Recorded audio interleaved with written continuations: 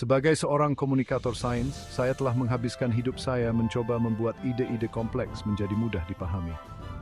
Kita hidup di alam semesta yang luas dan misterius. Memahaminya membutuhkan rasa ingin tahu, berpikir kritis, dan yang terpenting, dialog. Pertukaran ide ini sangat penting bagi pengalaman manusia.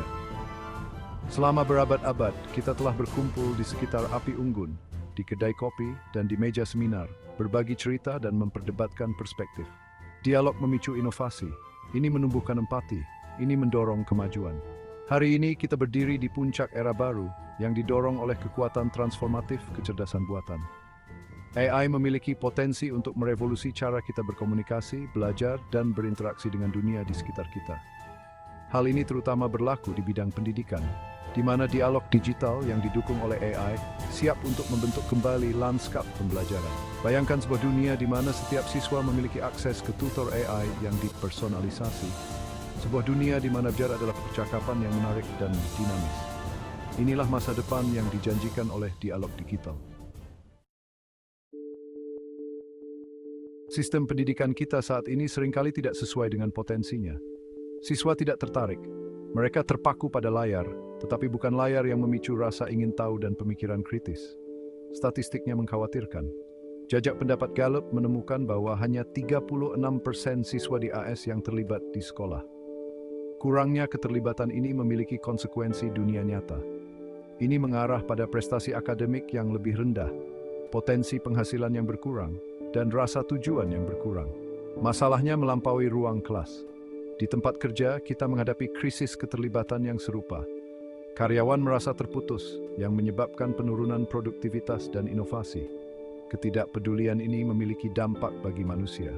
Tingkat depresi dan kecemasan sedang meningkat, terutama di kalangan anak muda. Kita harus menemukan cara baru untuk terhubung, untuk terlibat, dan untuk menyuikan kembali kekerasan merupakan dasar pemingkan Genesis. Pada bulan November 2022, sesuatu yang luar biasa terjadi. Dunia diperkenalkan dengan ChatGPT. Chatbot AI ini menunjukkan kemampuan yang belum pernah terjadi sebelumnya untuk terlibat dalam percakapan seperti manusia. Itu bisa menjawab pertanyaan, menghasilkan format teks kreatif, dan bahkan menerjemahkan bahasa. Terobosan ini mengirimkan gelombang kejut ke berbagai industri, termasuk pendidikan. Tiba-tiba, kemungkinan tutor AI yang dipersonalisasi dan dialog digital yang menarik menjadi sangat nyata. Kita tahu bahwa dialog sangat penting untuk perkembangan anak.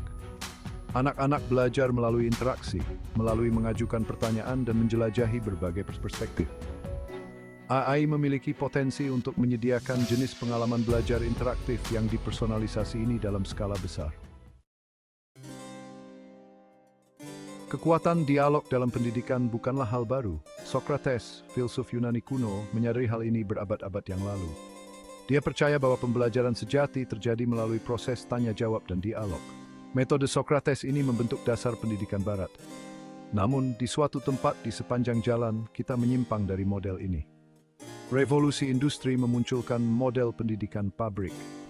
Siswa menjadi penerima informasi yang pasif, diharapkan untuk menghafal fakta daripada terlibat dalam pemikiran kritis. Model ini sudah ketinggalan zaman dan tidak efektif. Gagal mempersiapkan siswa untuk kompleksitas abad ke-21, di mana kemampuan beradaptasi, kreativitas, dan pemecahan masalah adalah yang terpenting. Bagian 5 Kekuatan Pembelajaran 1.1. Pada tahun 1984, psikolog pendidikan Benjamin Bloom melakukan penelitian inovatif tentang efektivitas berbagai metode pengajaran. Dia menemukan bahwa siswa yang menerima bimbingan belajar 1-1 berkinerja jauh lebih baik daripada mereka yang berada di pengaturan kelas tradisional. Bloom menyebut ini efek 2 sigma, yang berarti bahwa bimbingan belajar 1-1 dapat meningkatkan prestasi siswa dengan 2 standar deviasi.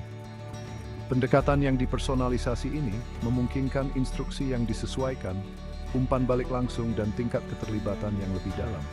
Bayangkan dapat memberi setiap siswa manfaat dari bimbingan belajar 1-1. Inilah janji AI dalam pendidikan.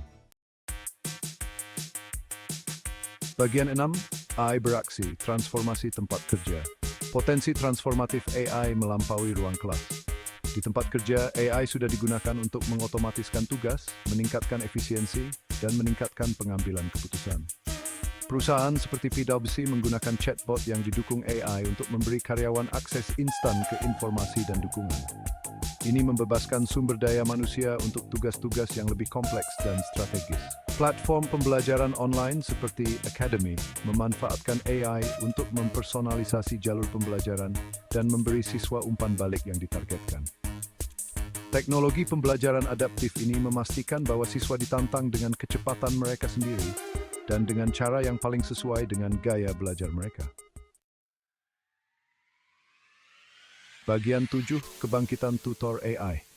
Bayangkan sebuah dunia di mana setiap siswa memiliki akses ke tutor AI 24 jam sehari, 7 hari seminggu.